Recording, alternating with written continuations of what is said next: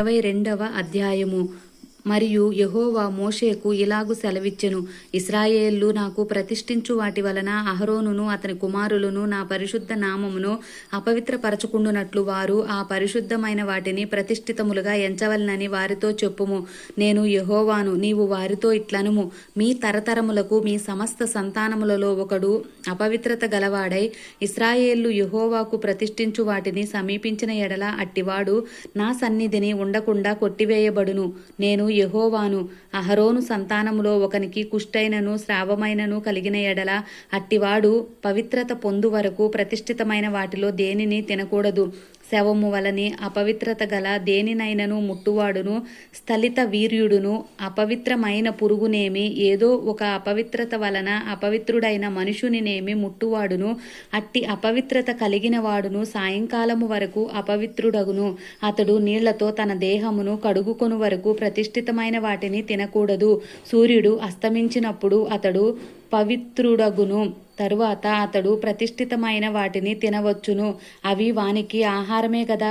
అతడు కళేబరమునైనను చీల్చబడిన దానినైనను తిని దాని వలన అపవిత్రత పరచుకొనకూడదు. నేను యెహోవాను. కాబట్టి నేను విధించిన విధిని అపవిత్రపరచి దాని పాప భారమును మోసుకొని దాని వలన చావకుండునట్లు ఈ విధిని ఆచరింపవలెను.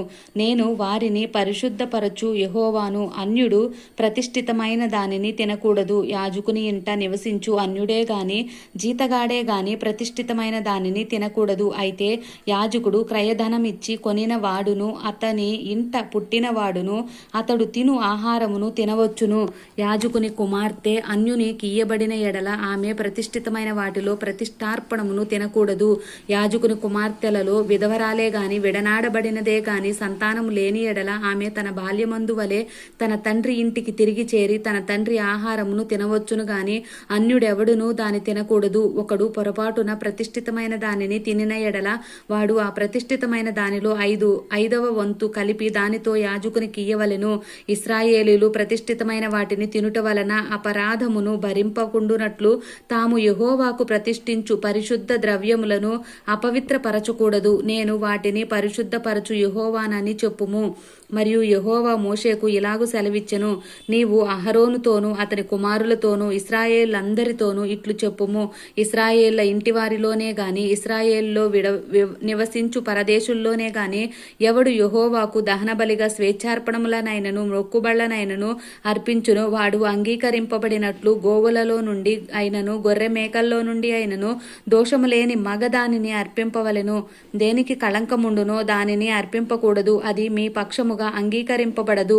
ఒకడు మ్రొక్కుబడిని చెల్లించుటకే గాని స్వేచ్ఛార్పణమును అర్పించుటకే గాని సమాధాన బలిరూపముగా గోవునైనను గొర్రెనైనను మేకనైనను యెహోవాకు తెచ్చినప్పుడు అది అంగీకరింపబడునట్లు దోషము లేనిదై ఉండవలెను.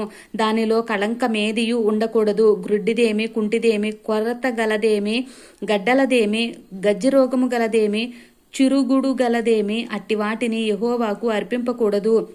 వాటిలో దేనిని బలిపీఠము మీద యెహోవాకు హోమము చేయకూడదు. కురీపి అయిన కోడెనైనను గొర్రె మేకల మందలలోని దానినైనను స్వేచ్ఛార్పణముగా అర్పింపవచ్చును గాని అది మ్రొక్కుబడిగా అంగీకరింపబడదు. విత్తులు నులిపిన దానినే గాని విరిగిన దానినే గాని చితికిన దానినే గాని కోయబడిన దానినే గాని యెహోవాకు అర్పింపకూడదు. మీ దేశంలో అట్టి కార్యము చేయకూడదు. పరదేశి చేతి నుండి అట్టి వాటిలో దేనిని తీసుకొనిదే మీ దేవునికి ఆహారముగా అర్పింపకూడదు. అవి లోపము గలవి, వాటికి కళంకములుండును. అవి మీ పక్షముగా అంగీకరింపబడనవని చెప్పుము. మరియు యెహోవా మోషేకు ఇలాగు సెలవిచ్చెను, దూడయే గాని గొర్రెపిల్లయే గాని మేకపిల్లయే గాని పుట్టినప్పుడు అది 7 దినములు దాని తల్లితో ఉండవలెను.